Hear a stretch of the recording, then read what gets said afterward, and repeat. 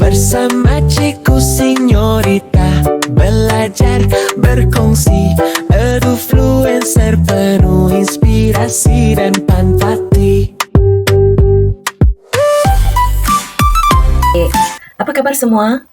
Pernah tak anda berhenti sekejap dan terfikir tentang satu kuasa halimunan yang hidupkan dunia kita ini? Daripada telefon di tangan kita, sampailah kepada lampu elektrik dekat siling rumah. Semuanya guna kuasa yang sama, iaitu kuasa elektrik. Nah, dalam perkongsian kali ini kita akan cuba fahamkan apakah sebenarnya kuasa hebat ini. Okey, jom kita mulakan. Kita akan bongkar dulu misteri yang paling besar. Apakah sebenarnya kuasa hebat yang kita tidak nampak dengan mata, tapi ada di mana-mana sekeliling kita ini? Ini soalan paling asas kan kita guna setiap hari, setiap masa. Tapi adakah kita betul-betul faham apakah itu kuasa elektrik? Jawapannya, kalau dari sudut sains sebenarnya agak mudah. Elektrik ini wujud bila zarah-zarah super kecil yang kita panggil elektron bergerak dari satu tempat ke tempat lain. Pergerakan inilah yang kita kenal sebagai apa dia? Ya, betul, sebagai arus elektrik. Simple kan?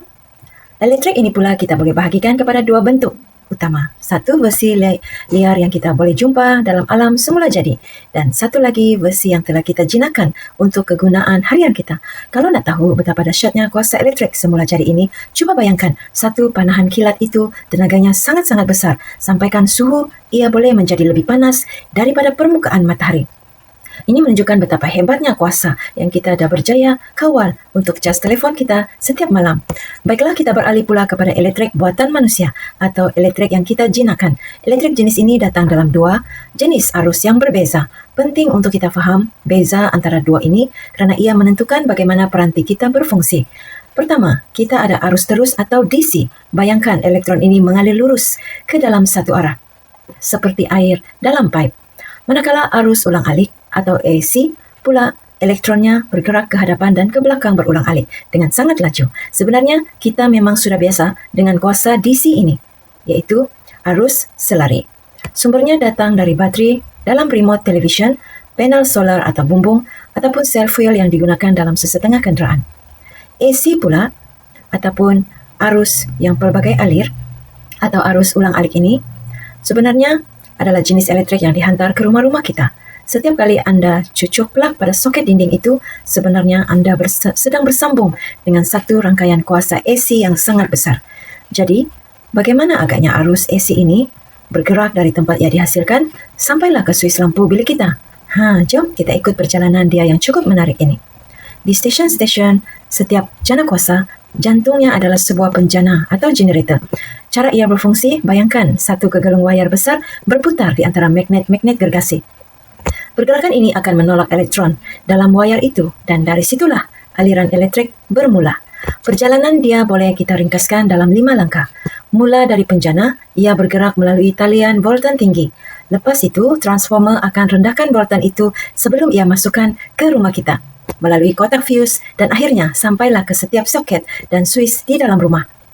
Jadi, transformer ini memang sangat-sangat penting. Anggaplah ia macam pengawal keselamatan. Tugasnya adalah untuk memastikan voltan elektrik yang super tinggi dari talian kuasa itu diturunkan ke tahap yang selamat untuk kita gunakan. Kalau tidak ada transformer ini, habislah semua barang elektrik kita akan menjadi rosak. Sama seperti trafik di jalan raya, elektrik pun ada peraturannya sendiri. Ia tak boleh lalu ikut semua bahan sesuka hati. Ada bahan yang jauh lebur, yang menjadi lebur raya untuknya, dan ada juga yang menjadi jalan mati. Bahan yang bagi elektrik lalu dengan senang kita panggil sebagai konduktor. Contohnya, macam besi atau apa-apa jenis logam. Manakala bahan yang sekat aliran elektrik pula, kita panggil sebagai penebat. Contohnya, getah dan plastik.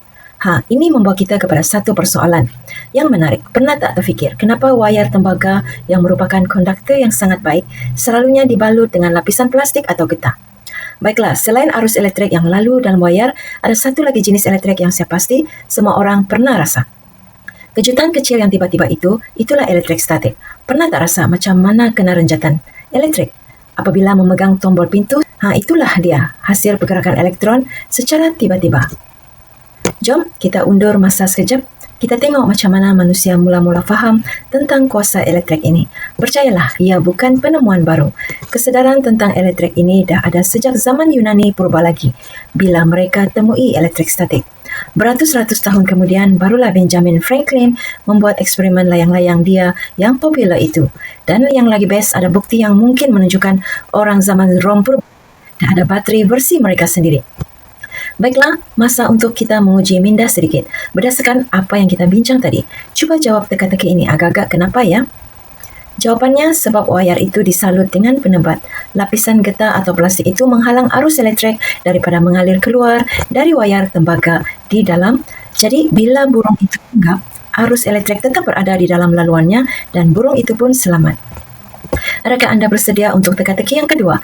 Yang ini ada kaitan dengan kuasa elektrik alam semula jadi yang kita sentuh tadi. Tentulah jawapannya kilat. Satu kuasa elektrik yang sangat-sangat hebat, tapi tak dapat kita sambungkan terus ke televisyen di rumah kita. Kita sudah lihat macam mana elektrik berfungsi dari sekecil-kecil pergerakan elektron sampailah perjalanannya yang jauh ke rumah kita. Kuasa ini betul-betul telah mengubah tamadun manusia. Sebagai penutup, soalan untuk kita sama-sama fikirkan, selepas elektrik mengubah dunia, apakah pula sumber tenaga yang akan membentuk masa depan kita nanti? Saya ingin meringkaskan bahawa kemungkinan sumber tenaga pada masa hadapan boleh diperbaharui sama ada dari peralihan tenaga global, terutamanya dengan menggunakan bahan api fosil, tenaga surya, tenaga angin, tenaga hidrogen, dan tenaga nuklear. Sekian perkongsian cikgu pada hari ini. Jumpa lagi. Bye-bye. Bersama Cikgu Senyorita, belajar berkongsi, edufluencer penuh inspirasi dan empati.